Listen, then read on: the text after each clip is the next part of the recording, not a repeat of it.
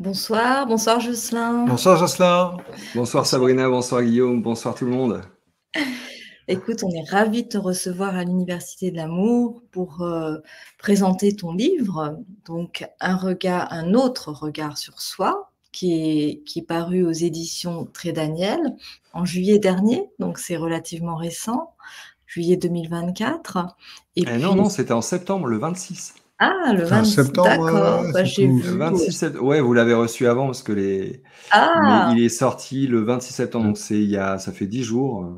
Ça fait 10 jours. imprimé, d'accord. Il a été achevé d'imprimer en juillet. Il a été distribué à partir de septembre. Donc c'est C'est tout ça. récent. C'est tout récent. Et donc, ça va être l'occasion de parler de ton livre, mais aussi de tout ce que tu fais, parce que vraiment, tu as un parcours qui est absolument passionnant et on a envie de t'écouter ce soir. Merci. Merci à vous deux pour l'invitation.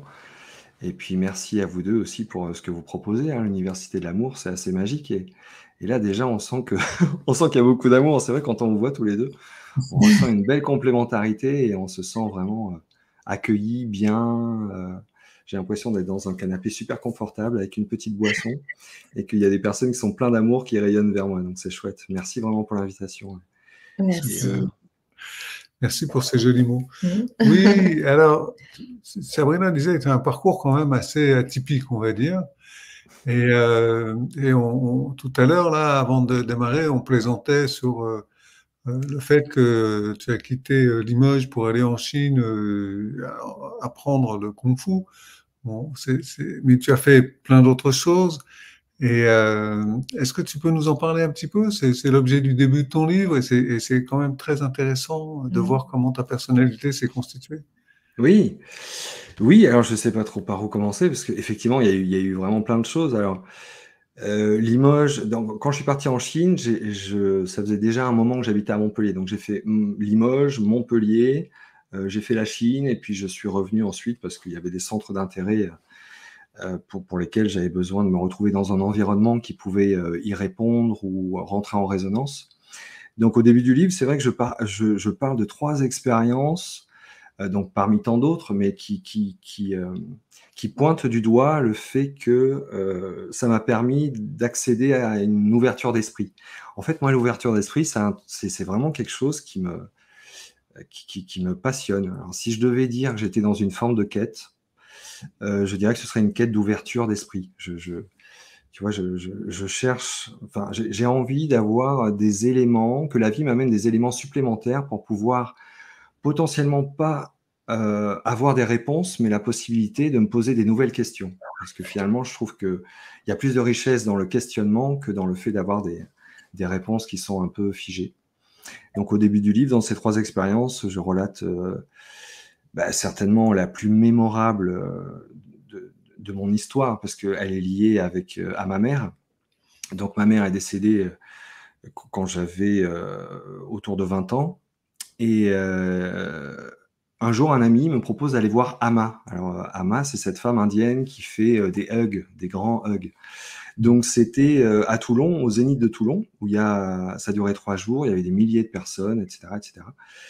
Et en fait, j'en passe, c'est des meilleurs, mais au moment du hug avec Amma, donc c'est quelque chose qui est ritualisé, hein, parce que en fait, vu qu'elle est là sans vraiment être là, en fait, c'est ça qui est assez impressionnant aux abords d'Ama. En tout cas, dans mon expérience, parce que je ne peux pas dire que chacun l'a perçu pareil, a vécu la même chose, mais moi, quand je me suis vraiment approché d'Ama, je voyais que c'était un corps physique, mais qui ne semblait pas être, comment dire, habité d'une conscience individuelle. C'est comme ça que je le nomme, en fait. Il y avait un corps physique qui faisait des mouvements légers, mais c'était comme si le corps était prêt à être adombré, c'est-à-dire en fait accueillir une forme d'énergie, une forme d'intelligence. Et dans mon expérience, ça a été ma mère. Et comme ça faisait plusieurs années qu'elle était décédée, un peu subitement, je ne m'attendais pas du tout à ce qu'il se produise ce genre de choses, parce que ce n'était pas dans mon environnement direct ou indirect. Ces principes de médiumnité, de communication avec l'au-delà, tout ça. Donc ça a été, je peux le dire, ça a été un choc. Mais ça a été un choc, une ouverture, quoi. Parce que pour moi, à partir de là, je veux dire, il est plus possible d'envisager que la mort soit une fin définitive. Donc c'est vrai que, étant donné que ça a affecté ma relation à la mort, et que maintenant je suis absolument convaincu qu'après la mort, il y a quelque chose, eh bien, par voie de conséquence, ça change ma relation à la vie, quoi. Parce que des fois, on a tellement peur de la mort que finalement, on se freine dans les choix, parce qu'on se maintient dans un espace qu'on estime sécurisant. Donc, on se dit, il y a beaucoup de choses qu'on ne fait pas, de choix qu'on ne fait pas, qui sont basés, si on regarde un petit peu tout le long de la chaîne, sur la peur de la mort, hein. Donc, c'est vrai que ça a joué sur ces facteurs-là. Donc ça, c'est l'expérience très marquante avec Ama. En fait, c'est assez étonnant, Jocelyn, parce que j'ai l'impression que tu ne l'as pas dit là, mais peut-être je me trompe. Tu as dit ce que tu as vécu avec Ama, mais je ne crois pas t'avoir entendu dire ce que tu racontes dans le livre, qui est que tu as entendu la voix de ta mère, en fait. Oui, c'est ça. Alors, je peux rentrer plus dans les détails, hein, effectivement. Donc, alors, en fait, quand on s'approche d'Ama, c'est ritualisé, vu que, étant donné qu'il n'y a pas de conscience individuelle. Bon, c'est le vocabulaire que j'utilise, c'est la façon dont je le décris. Donc, il y a des personnes autour d'elle, vraiment, qui préparent tous les gens qui vont passer dans les bras d'Ama. Donc, à quelques mètres d'elle, il y a une personne qui nous demande de nous mettre à genoux, de nous placer en recueillement, etc., etc. Donc, il y a une personne qui passe, et quand c'est à nous, en fait, il y a un linge qui est posé sur son épaule, qui est changé à chaque fois qu'une personne passe. Et donc, il y a une personne qui, disons, conduit notre tête sur l'épaule d'Ama. Et puis là, en fait, c'est pas une forme de blackout, mais c'est comme si, je sais pas, comme si tout le décor n'existait plus. Tu vois, on rentre dans quelque chose où le temps n'existe plus, l'espace n'existe plus. Et à ce moment-là, j'ai entendu ma mère me parler, quoi. Et ça, c'est complètement fou parce que dans cette expérience, il y a deux éléments qui sont importants, je trouve. Ça a été le phénomène de reconnaissance et le phénomène d'acceptation du fait que l'expérience ait bien été telle qu'elle était, quoi. C'est-à-dire que, en fait, j'ai comme toutes les cellules de mon corps qui ont reconnu que c'était bien l'énergie de ma mère. Et puis, il y a le mental qui pataugeait un peu. Parce qu'il disait, mais attends, c'est pas possible, parce que tu es dans les bras d'Ama, ta mère, elle est morte, enfin, tu vois, qu'est-ce que... Et en fait, c'est là qu'on voit qu'il y a vraiment deux modes de fonctionnement. Il y en a un qui est très instinctif et finalement très rapide, qui est lié à une forme d'évidence, une forme d'intelligence, je sais pas moi, cellulaire, divine, spirituelle, enfin, comme vous voulez l'appeler. Et puis, il y a le mental, ensuite, qui cherche, en quelque part, à faire un peu des liens dans ce qu'il connaît pour pouvoir restituer une forme de cohérence à ce qui a été vécu, quoi. Donc oui, ça a été une expérience forte parce que, je ne sais pas si vous imaginez, mais vous attendez pas à ce que votre mère rentre en contact avec vous et puis d'un seul coup, ça vous arrive et là, il y a le corps qui a une réaction viscérale absolument colossale, quoi. Donc après, je veux dire, la vie... du coup, après, quand je parlais à ma mère, je savais qu'elle était là, je savais qu'elle répondait, je savais que j'étais finalement pas tout seul. En fait, ça change énormément de choses, quoi. Le fait de ne pas se sentir seul, le fait de sentir que même si au-delà du plan physique, il peut y avoir un lien qui existe, une relation, donc un mode de communication d'une certaine manière, bien, je vais dire que ça, je ne sais pas comment dire, mais ça rassure un espace intérieur, quoi. Ça rassure un enfant qui est coupé de sa mère d'une certaine manière, parce qu'elle est décédée voilà, d'un accident de voiture, elle est décédée sur le coup, c'était quand même quelque chose d'assez violent et donc tout à fait soudain. Donc forcément qu'il y a une part qui était encore certainement sous le choc, quoi. Parce que faire le deuil, on a beau faire des protocoles, etc., etc. Je ne sais pas si on fait vraiment le deuil d'un décès d'un parent, quoi. Voilà, donc c'est quelque chose en quelque part qui est venu peut-être aider à faire une forme de deuil en quelque part, mais surtout se dire, voilà, en fait, ma mère est toujours là, et ça, c'est quand même génial, c'est grandiose, quoi. Et après la vie, après cette vie-là incarnée, il y a potentiellement une continuité. Et donc, voilà, moi, j'aime bien communiquer avec ma mère dans certains moments. Après, je sais que la fibre un peu que j'ai, on va dire, sensible, et puis que j'utilise aussi dans les soins, c'est quelque chose qui vient du côté de ma mère. Donc, en fait, quand je fais des soins...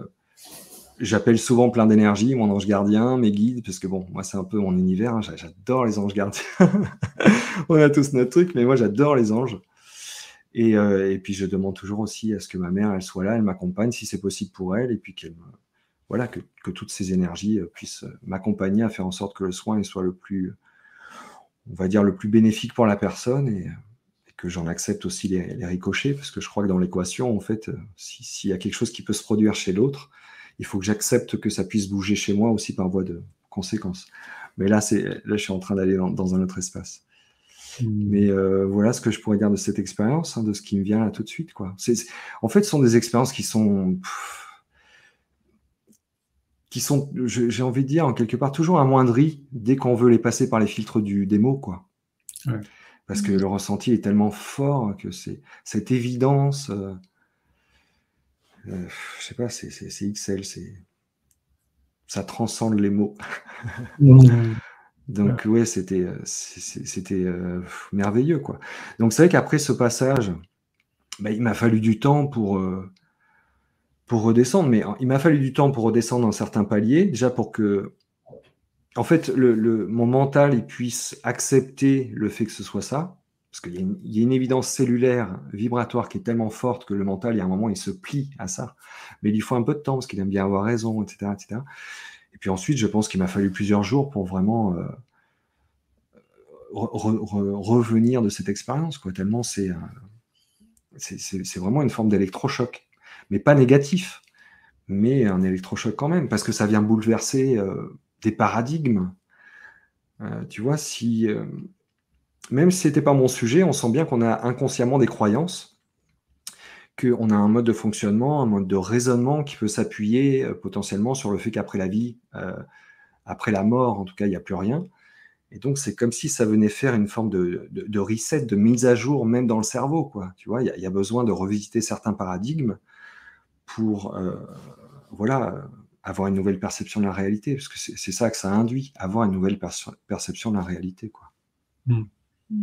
Donc, pour quelqu'un qui s'intéresse beaucoup à la notion d'ouverture d'esprit, là, franchement, j'étais servi, quoi. Hein. Vraiment, quoi. Donc, ouais, très, très, très belle et très puissante expérience, quoi. Et du coup, ça a influé sur la suite de ton parcours, alors? Oui, ça a influé sur la suite de mon parcours parce que je le dis et je le répète, je suis quelqu'un de super curieux. Donc, si, en fait, dans mon champ de considération, il y avait un espace que j'avais pas vu, maintenant que je le vois, il faut que j'aille dedans, quoi. Je veux dire, c'est pas possible, quoi. Donc, forcément, je me suis dit, attends, si après... Bon, déjà, je peux rentrer en communication avec une forme d'énergie, parce que ma mère n'était pas physique. Donc, après la mort, il y a quelque chose qui subsiste. Alors, qu'est-ce que c'est? Je peux interagir avec. Donc, jusqu'où on peut aller? Dans quelle mesure, tu vois, ça peut... Voilà, quelle question nouvelle ça va pouvoir me permettre de me poser pour avancer éventuellement dans davantage d'ouverture. Donc oui, ça a changé plein de choses. Et puis après, bon, il y a la vie qui nous ramène un petit peu dans certains carcans du quotidien qu'on a créés. Et puis, il va y avoir un moment où il va y avoir une nouvelle expérience qui va permettre de reprendre conscience qu'effectivement, on peut faire quelque chose avec l'énergie. La nature est intelligente. Il y a des esprits dans la nature, par exemple, avec lesquels aussi on peut interagir, qui interagissent avec nous. Et là, ça m'amène à prendre conscience de plus en plus qu'il y a une infinité de possibilités dans cet univers dont je n'ai pas conscience. Donc, ça m'amène à m'intéresser finalement à toute cette notion d'inconscient. Tu vois, voilà. Et puis, donc, l'inconscient, ça m'amène à l'énergétique, ça m'amène à la psychologie, ça m'amène dans plein d'espaces, quoi. Au chamanisme, tu vois, comment ils font les chamans, quels sont les esprits qui viennent, les esprits de la nature, s'ils existent et qui sont là, il doit bien y avoir une fonction. Donc, à quoi ils servent, tu vois? Et en fait, j'ai l'impression qu'à chaque fois que j'avance et que je découvre quelque chose, c'est l'expression que j'aime bien dire aussi, c'est que j'ai l'impression de croiser un arbre qui cache une forêt, tu vois. Et à chaque fois, j'ai l'impression que c'est un peu exponentiel, quoi. Ouais, donc cette notion d'inconscient, ça me passionne, clairement. Ça me passionne. Justement, au sujet de cette notion d'inconscient, moi, il y a une métaphore que tu utilises dans ton livre que j'ai adorée, où tu compares en fait le conscient à un Playmobil et l'inconscient à, quelque chose qui est à peu près haut comme 8 fois la tour Eiffel, je crois que Ouais, tu ouais, ouais. alors d'où parce que moi ça m'a vraiment beaucoup parlé. Je me suis dit: «Waouh, entre le Playmobil et puis, 8 fois la hauteur de la tour Eiffel, il y a vraiment une grosse, grosse différence» et j'ai trouvé ça très intéressant de comparer donc, le conscient et l'inconscient de cette manière-là et je voulais savoir cette métaphore d'où elle te vient en fait? Eh ben, cette métaphore, elle me vient, alors il faut que je me souvienne. Je crois que c'était lors d'une émission avec sur Énergie Positive Média, justement. Et bon, c'était un invité qui m'en a parlé. Alors, je ne sais pas si ça va me revenir là tout de suite.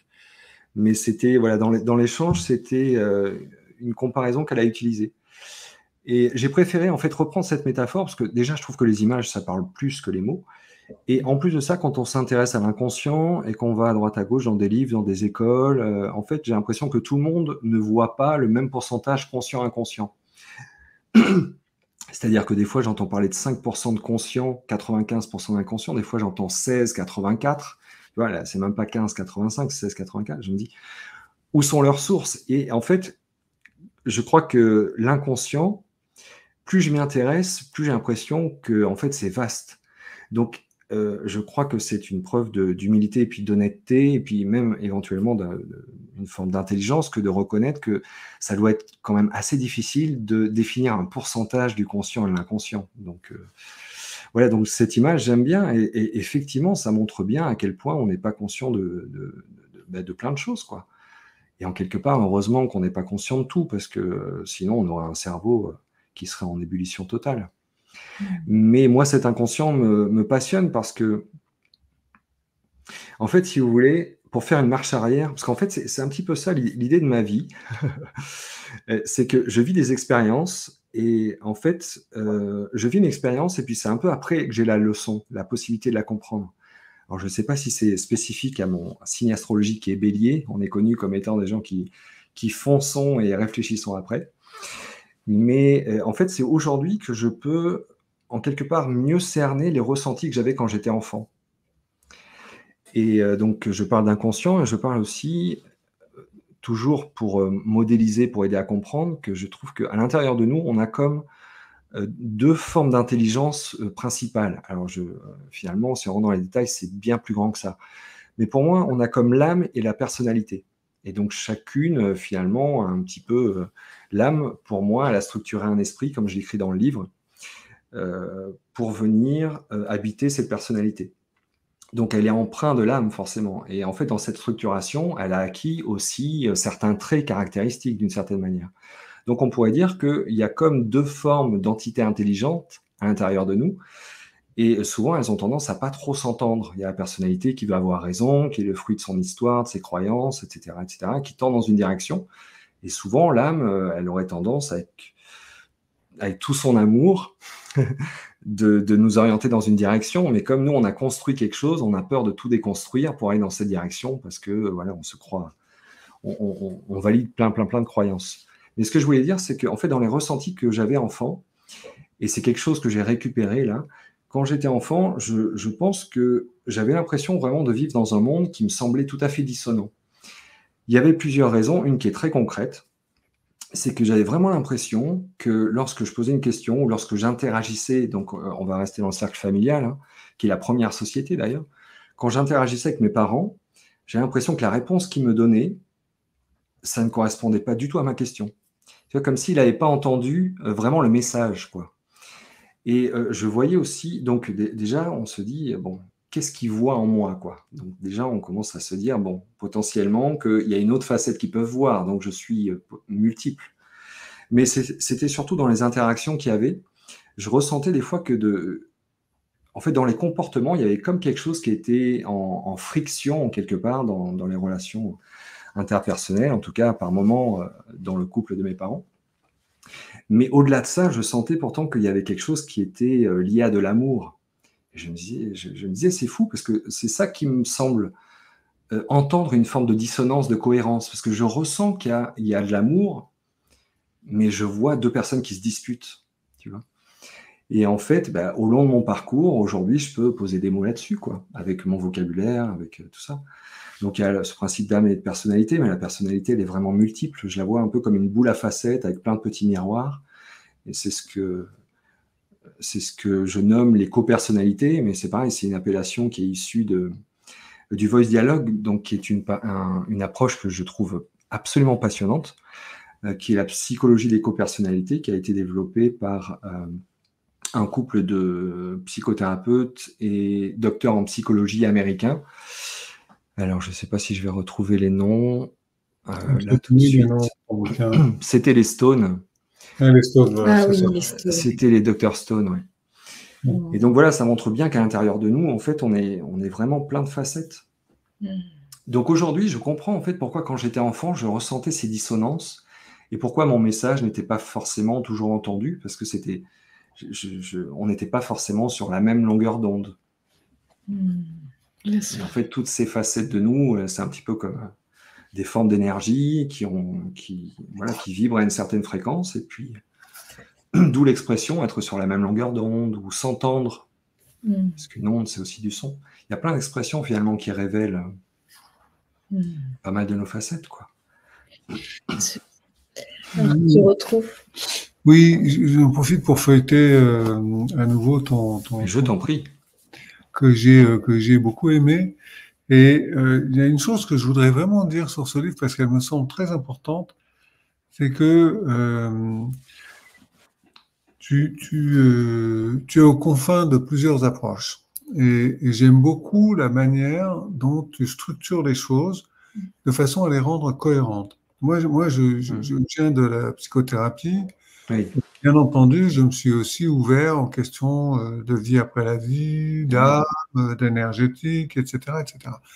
Mais jusqu'à présent, je consultais des ouvrages qui traitaient soit de psychologie, soit de spiritualité, soit d'énergétique, etc. Toutes les bonnes références, je les connais, je les ai lues.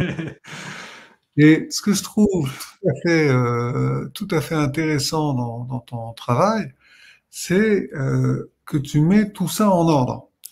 C'est-à-dire qu'on voit bien, tu parles, alors, juste par exemple dans la première partie, c'est surtout dans la première et la deuxième partie, parce qu'après tu parles de kinésiologie intégrative, donc c'est un peu différent, mais dans ces deux premières parties, tu traites d'abord de l'âme, ensuite du chemin de vie, ensuite de l'incarnation, ensuite de la personnalité, ensuite de la biologie, de l'énergétique, de tout ce qui est vibratoire, et tu mets tout ça en lien d'une manière que je trouve extrêmement claire. En même temps, évidemment, comme tu parles de plein d'approches différentes, chacune est un peu résumée, mais c'est bien normal, puisqu'il faudrait 10 bouquins de la taille du tien pour chacun. Ben oui. Et c'est surtout cette structure que tu apportes, que je trouve extrêmement éclairante pour le lecteur. Et j'ai voulu te remercier d'avoir fait ce travail-là, parce que, encore une fois, moi, je l'ai encore jamais vu, quoi. J'ai vu des tas de trucs séparés, et toi, tu arrives et... Bah écoute, merci beaucoup Guillaume, hein, c'est forcément que ça me touche, hein. Ça m'émeut. Donc il faut que je revienne. Mais oui, alors en fait, ce qui me tient à cœur, bon, comme je disais, je suis curieux, mais ce qui me tient à cœur dans mon approche donc d'accompagnement thérapeutique, en fait, je me considère pas comme un thérapeute. Donc c'est vrai que des fois, j'utilise le mot parce que c'est un mot qui résonne chez certaines personnes, mais je me considère pas comme thérapeute. Mais j'ai des outils et il me tient à cœur d'avoir la grille de lecture la plus large possible. Parce qu'en fait, plus je vais avoir la possibilité d'accueillir la personne dans son aspect le plus large, moins finalement elle va avoir à se restreindre pour dire ce qu'elle a à dire. Et dans ce dire ce qu'elle a à dire, c'est bien entendu pas uniquement mental, hein, c'est la structure. C'est-à-dire que si j'avais une approche qui traitait que sur le mental, bon, c'est vraiment ma vision, hein. Mais si j'avais une approche qui traitait uniquement le plan mental et que la personne venait parce sa structure a besoin qu'on aborde le plan émotionnel pour retirer du stress, par exemple, eh bien, j'ai l'impression que je ne pourrais pas l'aider à la hauteur de ce dont elle aurait besoin. Et moi, honnêtement, en tant que praticien, il y a quelque chose qui me frustrerait. Donc, c'est pas dans ma nature. Je serais forcément allé chercher le pourquoi ça bouge pas. Et donc, ça m'a amené vraiment dans tous ces espaces, quoi. Donc, pour moi, oui, effectivement, il y a une forme de continuité dans les vies que nous avons vécues, cette vie-là, et puis la suite. Alors, c'est vrai qu'on pourrait le voir de façon aussi verticale, hein, des vies finalement qui sont parallèles, potentiellement que les deux existent. Bon, là, c'est vraiment un champ de réflexion et d'investigation que j'ai pas poussé, parce que j'ai besoin, moi, de dépenser mon énergie de réflexion et d'investigation pour quelque chose qui va m'apporter des éléments concrets pour mon bien-être ou pour continuer à structurer mon approche d'accompagnement, quoi. Si ça devient trop barré, tu vois, les galactiques, les choses comme ça, ce sont des sujets qui m'intéressent, mais je ne pousse pas le bouchon dans cette direction-là, parce que je ne vois pas en quoi, dans mon quotidien, ça peut vraiment m'aider à améliorer ma relation à moi et ma relation aux autres. Donc voilà, j'avais tout simplement à cœur d'avoir la grille de lecture la plus large possible pour accueillir la personne, pour la comprendre, pour me comprendre aussi. Parce qu'en fait, je pense que ce qui m'a amené dans cette voie-là, ça a été surtout le fait que je voulais comprendre comment tout ça fonctionnait. Et à partir du moment où j'ai des éléments de compréhension, maintenant, je peux le proposer aux autres, quoi. Mais c'est vrai qu'initialement, il y a quelque chose qui pourrait sembler un peu égoïste. Mais c'était surtout une quête qui était envers moi-même, quoi. Et Jocelyn, est-ce que tu peux nous définir ce que c'est que la kinésiologie intégrative? Oui. Alors, la kinésiologie... Donc, je peux commencer par la kinésiologie, parce que ça se base, on va dire, sur les mêmes fondements. Donc, la kinésiologie, c'est une pratique qui a été initiée par un chiropracteur. En fait, c'est très simple. Le principe de base, c'est que le chiropracteur, c'était George Goodhart. En fait, lorsqu'il communiquait avec ses patients, donc la chiropraxie, on est en train de manipuler, le praticien a vraiment les mains sur le corps de son patient. Et donc forcément, en séance, on discute, on sympathise, on partage des choses. Et en fait, il s'apercevait que lorsque la personne abordait un sujet de sa vie pour lesquels ça manquait de fluidité ou ça ressemblait à un défi, une difficulté, un problème, eh bien, il y avait un relâchement du tonus musculaire. Et c'est quelque chose qu'il a observé maintes et maintes fois. Donc, ça a été vraiment le postulat de départ à partir duquel d'autres personnes, des chiropracteurs, etc., se sont greffés sur cette idée-là pour développer le concept de la kinésiologie. Donc, la kinésiologie, comme elle est pratiquée aujourd'hui, elle se base sur ce principe de relâchement musculaire. C'est-à-dire que, en fait, on va tester.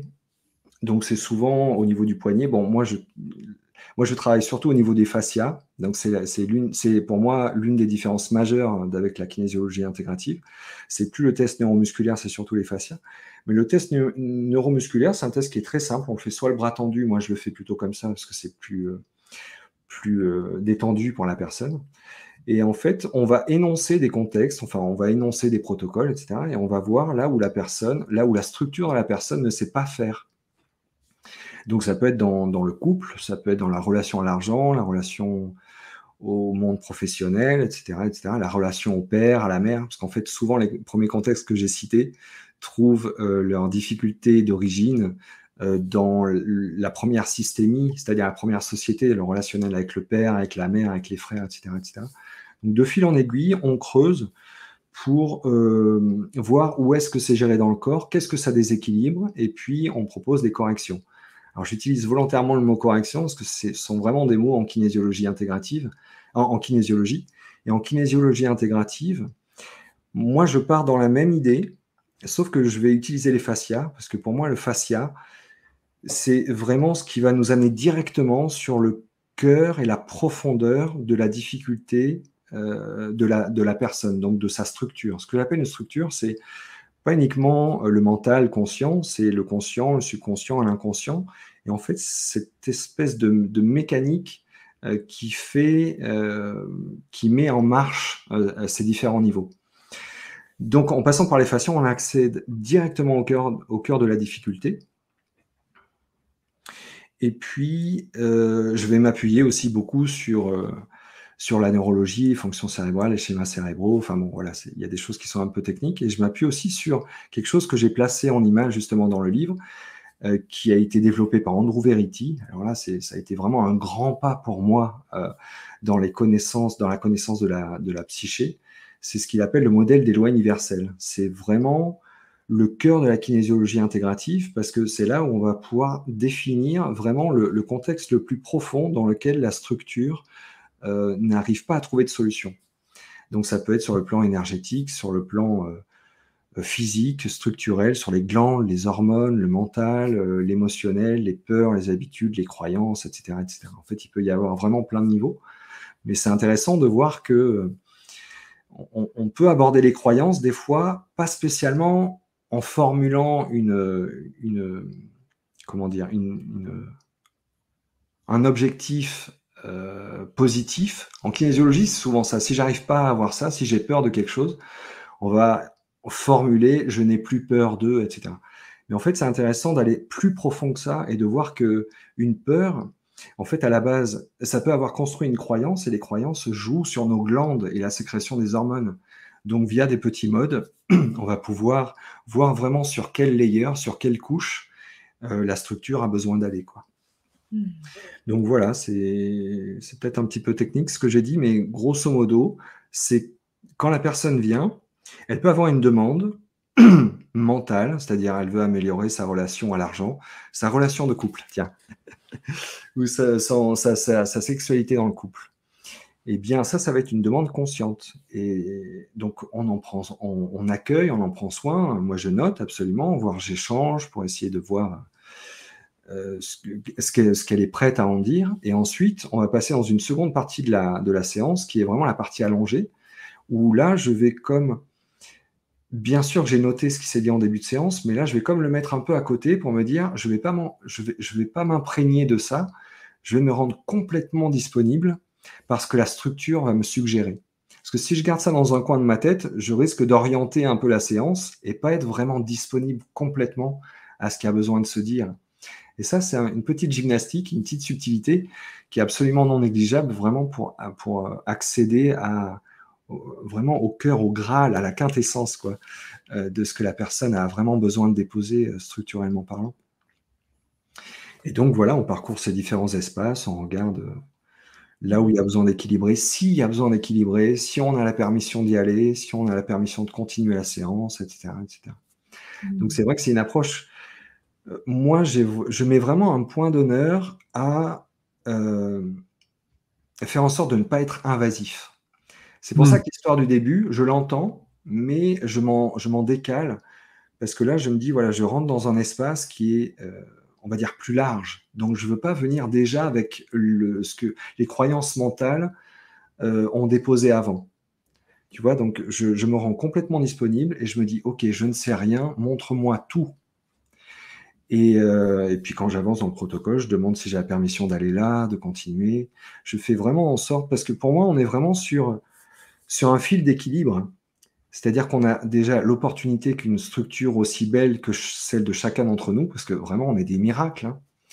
On est des miracles, on est des magiciens. Enfin, c'est fabuleux de voir le déroulement d'une séance de kinésiologie intégrative et de voir le point de départ, le point de fin, et en fait, toute cette logique de structuration en fait, de la psyché ou du corps ou de la structure, de voir toute cette intelligence qui est vraiment au service du bien-être, quoi. Donc, pour moi, je suis sur un fil du rasoir et je fais vraiment en sorte d'influer le moins possible les résultats ou dans l'énergie pour que vraiment la structure puisse se dire, s'exposer. Parce que je pars du principe que, en fait, c'est comme alors, j'aime bien schématiser, mais je pars du principe que c'est comme si on était dans un espace un peu à huis clos, un espace restreint. Et moi, si j'arrive et que je prends 80% de l'espace, donc il ne reste plus que 20% pour que la structure se dise, pour que le message puisse se dire. Et donc, peut-être que dans les 20%, il va me manquer des éléments de compréhension. Donc, je fais vraiment en sorte de prendre le moins de place possible pour être dans l'accueil. Et donc, je me dis, voilà, montre-moi ce trésor. Parce qu'en fait, c'est pareil, je crois que la kinésiologie intégrative, c'est vraiment une façon de voir les choses. De toute façon, je crois que dans la vie, tout est question de philosophie, finalement. C'est vraiment une histoire de point de vue. Hein. Mais... attends, qu'est-ce que je voulais dire? Oui, voilà. La façon dont je vois les choses, c'est que, en fait, quand la personne, elle vient me voir dans une séance, pour moi, ce ne sont pas les ombres qui amènent une personne dans un cabinet. Parce que, en fait, un saboteur, pour prendre cet exemple que je prends souvent, parce qu'on le connaît tous, hein, cette petite voix intérieure qui dit tu ne le mérites pas, tu n'y arriveras pas, c'est pas pour toi, c'est blablabla, blablabla. Donc ce saboteur-là, c'est vraiment, c'est pas lui qui nous motive à aller chez un thérapeute. Pour moi, ce qui nous motive à aller de l'avant, à prendre soin de soi, c'est vraiment un espace qui est plus lumineux, si je peux utiliser ces termes, ombre, lumière. Donc c'est pour moi, c'est pour moi important du coup de prendre en charge cet aspect. C'est-à-dire, je ne prends pas en charge quelqu'un pour dire, bon, je vais faire en sorte d'éliminer toutes les mémoires familiales, je vais faire en sorte... Comme si je regardais que les ombres et que ce qui était lourd. En fait, non, je me dis, en fait, si je me mets complètement en écoute de la structure, c'est forcément sa lumière qui va me parler et qui va me dire, regarde, là, il y a une ombre, aujourd'hui, je suis prêt. La structure est prête à la libérer. Donc, ça veut dire que la personnalité est prête à passer à une version 2.0 d'une certaine manière. Donc, moi, je me mets vraiment à l'écoute de cet espace lumineux, cet espace de solution. Et j'irai plus loin parce que je dirais que si la personne, elle est dans le cabinet, c'est forcément qu'elle a déjà commencé à écouter cette part lumineuse d'elle. Parce que si elle était vraiment restée engluée dans les ombres, elle serait pas chez elle serait, je sais pas, dans la dépression ou en train de continuer à subir une vie qui ne lui convient pas. Donc ça aussi, c'est vraiment un lien que je cherche à faire, prendre conscience en séance, c'est que forcément, il y a un espace lumineux qui les amène, et lorsque je cherche à traduire la séance, parce qu'il y a une dimension un peu technique, mais j'arrive toujours à sortir une histoire qui souvent touche la personne, et étant donné que c'est mis en lumière, ça parle, c'est nommé, et du coup, ça permet à la personne de sentir ou de voir que, en fait, ça faisait quelques jours ou quelques semaines, finalement, qu'il y avait cette proposition de faire ou d'agir différemment qui était déjà là dans l'air. Et donc, en fait, ça contribue vraiment à apporter un autre regard, quoi. Et pour moi, c'est important de partir du principe que je ne vais pas bosser sur les ombres, mais que je vais plutôt faire en sorte de déblayer l'espace pour que la lumière elle puisse se dire davantage. On a une question intéressante dans le chat qui dit, de Tibalt, qui dit donc que toi tu arrives à capter tout ça et pas d'autres. Pourquoi? Eh ben, je pense que la façon dont c'est enseigné. Alors là, je prends. Mais je pense que en fait, j'ai fait plusieurs écoles de kinésiologie. Mais la façon dont c'est enseigné, pour moi, c'est. En fait, on nous noie dans des protocoles. Tout à fait honnêtement, on nous noie dans des protocoles. À chaque séminaire, on a un livret qui est colossal, avec plein de choses à apprendre. Et puis, en fait, à la fin de la formation, on se retrouve avec une tonne de classeurs. Et pour bien faire, il faudrait aller dans celui-là, puis dans celui-là, puis dans celui-là. Et puis, en fait, c'est pas... il nous faut un bureau à côté de la table. Et donc, en fait, ce que je veux dire, c'est que c'est devenu trop compliqué. Et quand on est dans le mental, on n'est pas dans la possibilité d'être dans l'accueil et dans la vibration. Et pour moi, ça fait une différence majeure. Parce que, en fait, si je suis en train de chercher le protocole, de réfléchir à des trucs, en fait, c'est comme si on parlait à quelqu'un qui ne nous écoutait pas parce qu'il était en train de réfléchir à 10 000 choses. Ben là, c'est pareil. Donc, je ne fais pas quelque chose qui est extraordinaire, mais je fais quelque chose qui a du sens. Je me dis, si je suis trop dans mes classeurs, je passe à côté de l'information. La kinésiologie, il ne faut pas oublier que c'est quelque chose d'énergétique. En tout cas, moi, je la conçois comme quelque chose d'énergétique. Donc, forcément que j'ai mon protocole, que j'ai ma structure, mais du coup, j'ai amenuisé.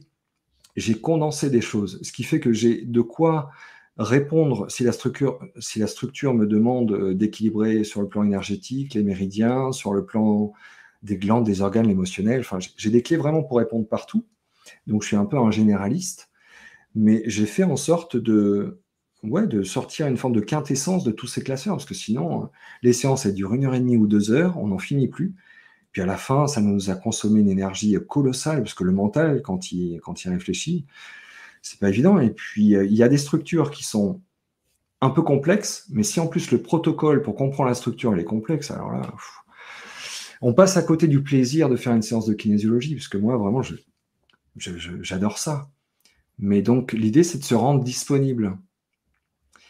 Donc, voilà. Et puis, et en creusant dans cet aspect-là, ce que j'ai pu voir, c'est que, en fait, dans les formations en kinésiologie, c'est très, très, très, très, très détaillé, avec toujours un protocole qui va avec l'élément qu'on a détaillé. Mais en fait, je me suis aperçu que finalement, aujourd'hui, il existait des autoroutes. Et pourtant, je n'ai pas envie de brûler des étapes, mais je m'aperçois bien qu'en abordant, en restructurant mon protocole, en fait, je vois bien qu'en passant par cette route-là, eh ben, ça peut balayer plusieurs aspects. Donc, les formations en kinésiologie, elles sont passionnantes. Il y a des très, très bons formateurs. C'est génial. Clairement, je ne suis pas en train de dire le contraire. Mais je veux dire, il y a un moment, il faut personnaliser sa kinésiologie. Il faut se l'approprier, il faut l'intégrer.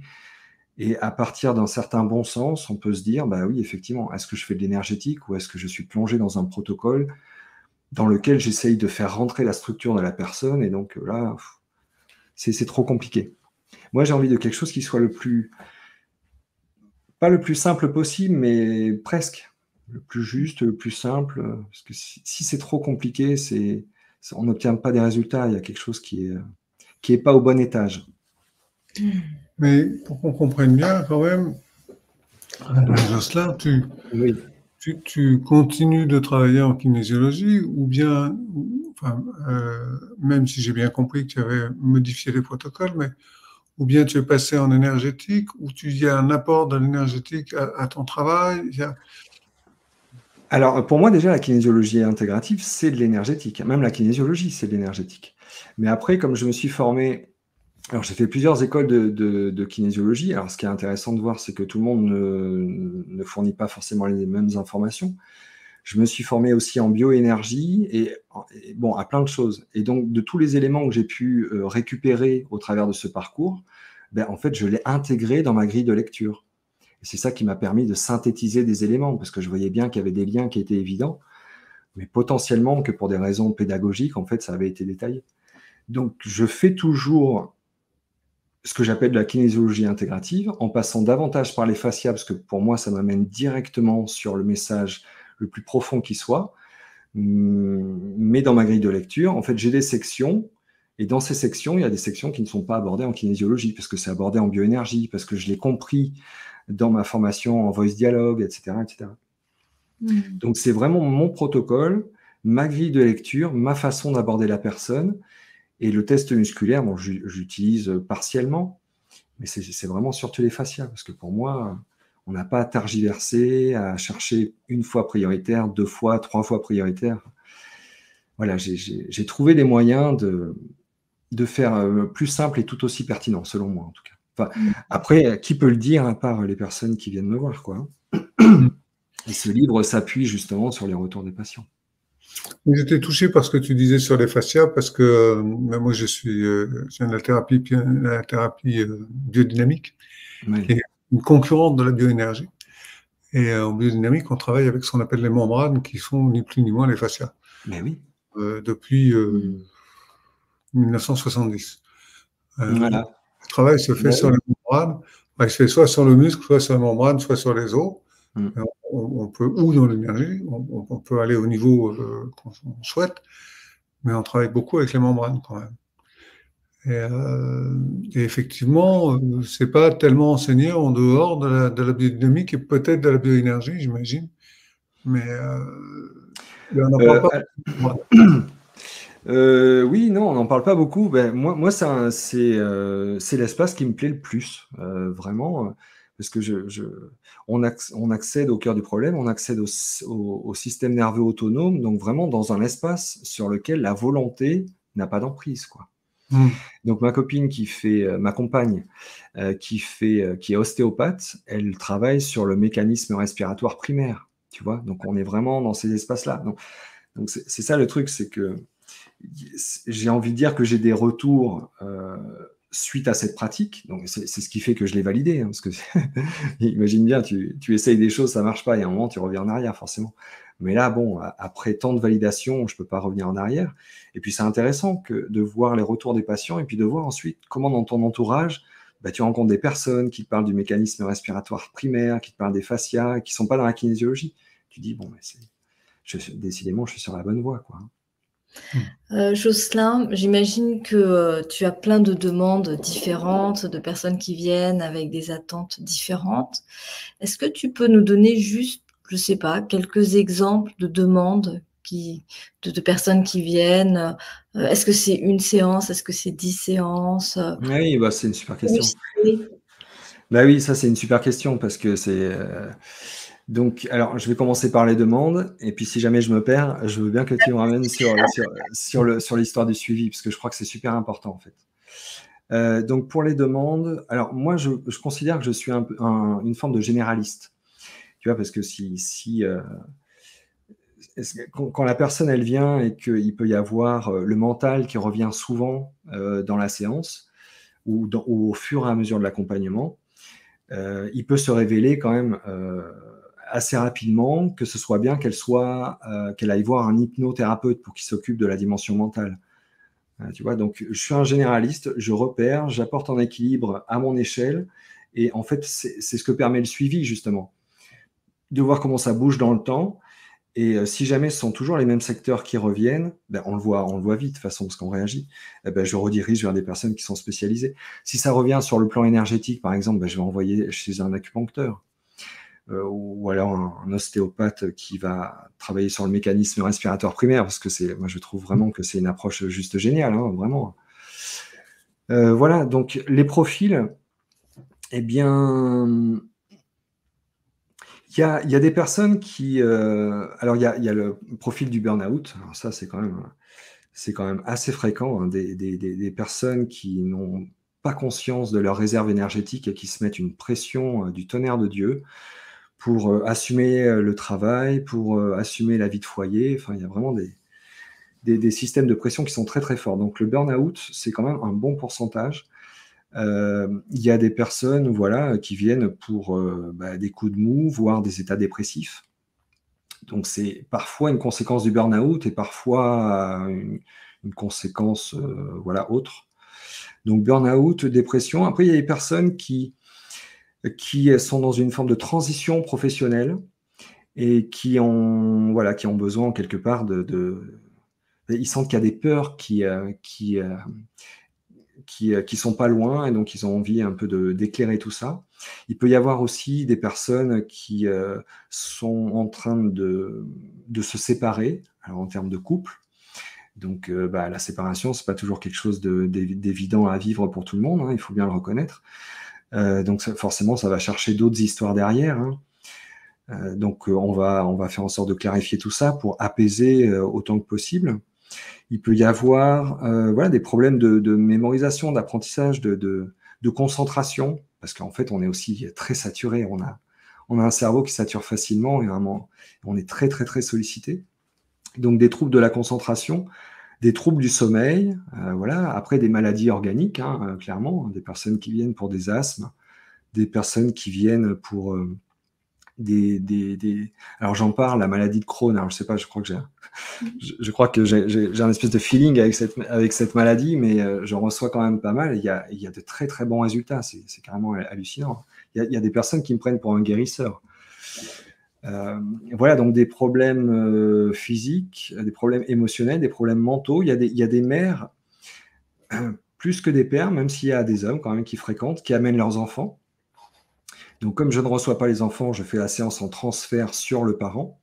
Et en fait, très souvent, ça parle un petit peu du parent, hein, c'est-à-dire que l'enfant, il absorbe le stress inconscient des parents ou du stress qu'il y a dans le foyer.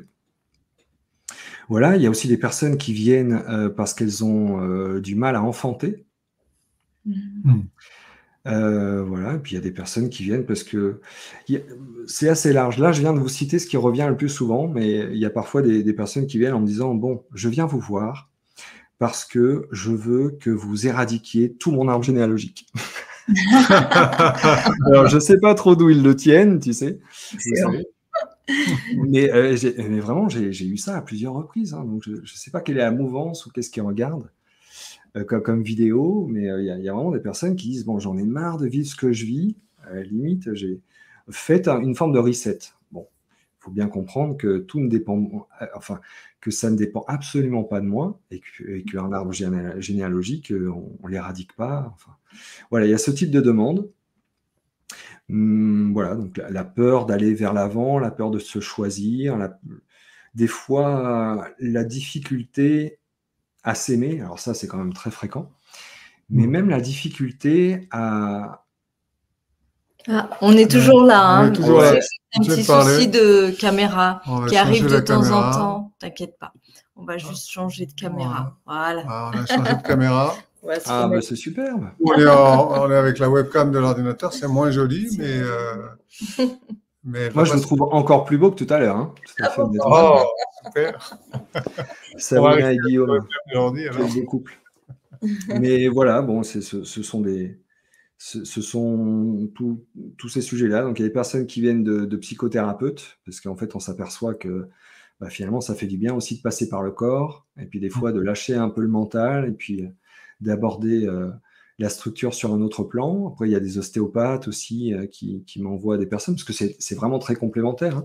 Moi, j'aime bien travailler avec les ostéopathes, parce que parfois, ce qui va aider à libérer le fascia, en termes de mémoire, ça va être l'intervention d'un ostéopathe qui travaille sur un plan du MRP, quoi, du mécanisme respiratoire primaire. Bon, moi, c'est-à-dire que pour moi, ça a vraiment beaucoup de sens, cet aspect-là. Donc voilà, il y a des complémentarités qui se font. Je pense avoir couvert à peu près. Oui, l'éventail que tu as donné est large. C'est magnifique. Et c'est entre combien et combien de séances en moyenne? Merci Sabrina.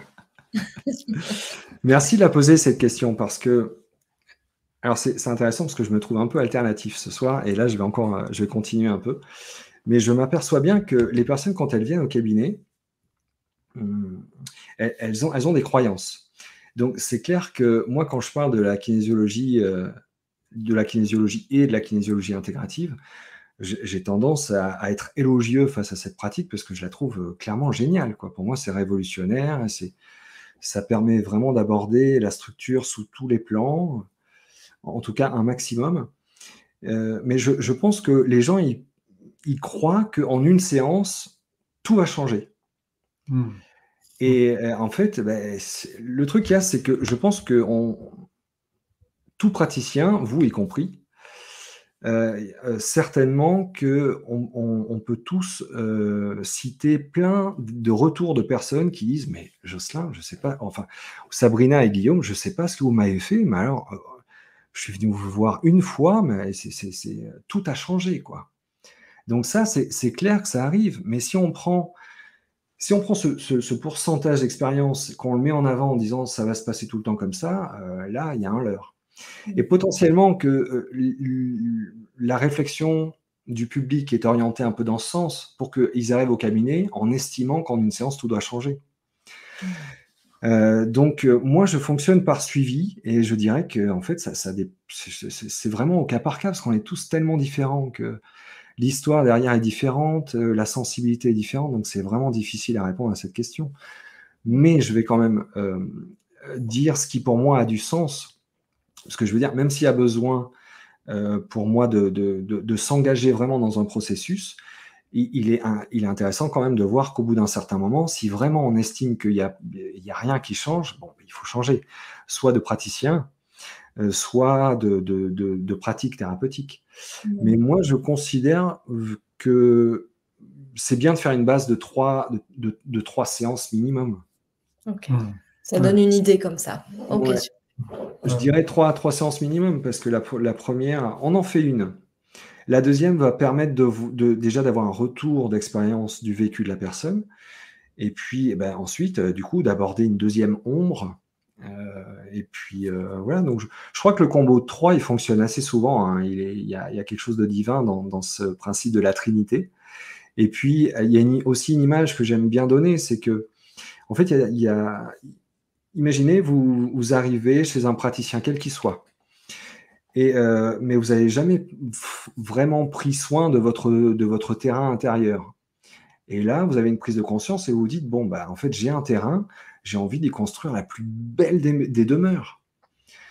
Et en fait, vous arrivez, nous, on va regarder le terrain, mais ça fait tellement longtemps qu'il n'a pas été entretenu. Imaginez qu'avant de faire les fondations pour construire cette magnifique demeure, que je vous souhaite la plus belle et même qui dépasse votre imagination, que vous soyez surpris, et potentiellement, il y a des rochers à retirer. Avant d'accéder aux rochers, il y a des ronces. Vous voyez, il faut creuser le trou. Enfin, il y a besoin de certaines étapes. Donc, c'est une image que j'aime bien donner pour... Moi, je pense qu'un combo minimum de 3, c'est bien. Et puis, si après la première séance, vous estimez que c'est très bien, il n'y a personne qui est obligé de rien, vous profitez, quoi, simplement. Super. Écoute, Jocelyn, j'ai beaucoup parlé. Continuer comme ça. Comment? On pourrait continuer comme ça à dialoguer jusqu'à demain au moins, je pense, parce que on a vraiment beaucoup à échanger et tout ce que tu nous présentes est passionnant, à la fois dans ton livre et dans ta manière d'en parler. Puis on sent que tu es toi-même passionné par ton sujet. Ah oui, vraiment. Et voilà, donc ça donne envie d'en savoir plus. Et en même temps, on est à quasiment 1 heure de discussion déjà. Donc, je voudrais qu'on s'oriente quand même vers la conclusion. Voilà, je remonte le livre. Qu'est-ce que tu as envie de nous partager en conclusion, justement? En conclusion, qu'est-ce que je pourrais partager en conclusion? Une sorte de mot de la fin, quoi. Oui, s'il y a quelque chose qu'on n'a pas abordé et que tu aimerais que tu voudrais partager. Je pense que je reviendrai sur cette notion d'ouverture d'esprit. Donc effectivement, là, on touche du doigt un domaine un peu large. C'est vrai que le livre, il est un peu dense, mais on est complètement dans le cœur de ce qui me passionne. Et je pense que quand on a envie de s'engager vers soi, et qu'on va voir Sabrina et Guillaume, ou qu'on vient me voir au cabinet, ou quel que soit le praticien que vous allez voir, je pense que ce qui peut être le plus gênant, c'est le fait d'être sûr d'avoir raison. Tu vois? Donc, l'ouverture d'esprit, j'aime bien cette notion, c'est de me dire, OK, en ce moment, ce que je vis, c'est mes croyances qui activent tout ce système-là. Donc, si je ne suis pas bien dans ce que je vis, il faut que j'accepte que potentiellement les croyances que j'ai ne soient pas forcément celles qui vont m'amener dans un espace différent. Donc, c'est là que je pense que c'est intéressant des fois de se dire, je vais accepter de ne pas avoir raison pour que ça aide potentiellement à changer un système de croyance. Parce que c'est vrai qu'au cabinet, quand on voit des personnes qui arrivent et qui veulent la séance miracle pour pas cher et qui veulent absolument continuer à penser comme ils pensent parce qu'ils sont sûrs que c'est la bonne façon, sauf qu'ils pointent du doigt sans arrêt une réalité qui leur convient pas, là, on est dans un espace de nœud, quoi. Pour aider, ça ne devient pas évident, parce qu'ils nous laissent la chance d'une séance, et ça manque un peu d'espace, quoi, pour se dire. Donc, ils vont butiner à droite, à gauche, et puis potentiellement pointer du doigt que les thérapies, ça ne fonctionne pas, que les thérapeutes, ils ne sont pas bons, etc., etc. Donc, cette notion d'ouverture d'esprit, essayer d'apporter un petit peu d'espace dans le système de croyance et se dire, OK, si ce que je vis, ça ne me convient pas, peut-être que je vais faire en sorte de revoir ma copie et d'accepter potentiellement une nouvelle vision des choses pour voir justement comment, si je change un facteur dans cette équation, ça va pouvoir affecter les résultats, quoi. Ouais, j'aime beaucoup ce que tu dis. Moi, j'appelle ça la remise en question. Toi, tu parles de l'ouverture d'esprit, moi, je parle de la même chose. Oui, c'est ça. C'est tout à fait essentiel. J'ai tendance à dire à mes patients, ne venez pas chercher chez moi la petite pilule bleue du bonheur, je ne l'ai pas, quoi. Mais Et voilà. Et j'ajoute souvent, et si je l'avais, ça vous coûterait beaucoup plus cher que le prix de ma séance. ben oui, ben oui. Et puis certainement qu'il y aurait une seule pratique. Si la pilule bleue existait et que c'était une technique, mais tout le monde ferait la même. Bien sûr.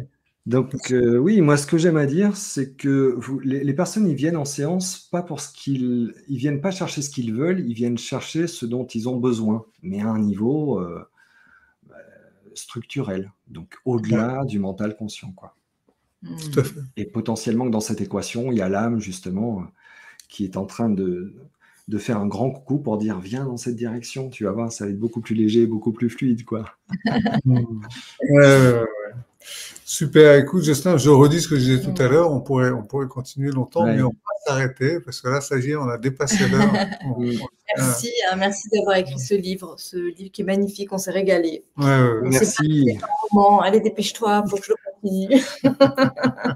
Super, merci, c'était très agréable. Bon, je crois que j'ai beaucoup parlé, en fait, C'était passionnant. On a peu échangé, j'aurais bien aimé vous découvrir aussi, mais en tout cas, c'est vraiment très agréable d'être avec vous, parce que vous respirez l'amour, on sent que vous êtes amoureux, vous êtes dans l'accueil, on sent que vous étiez vraiment heureux de ce moment-là, ce qui fait que c'est hyper agréable d'être à votre contact. Donc, merci pour votre invitation. Plaisir vraiment, merci pour ce confort énergétique. Et puis, merci aussi à toutes les personnes qui ont été présentes. Et voilà, à tout bientôt, quoi. Oui, c'est ça, à tout bientôt.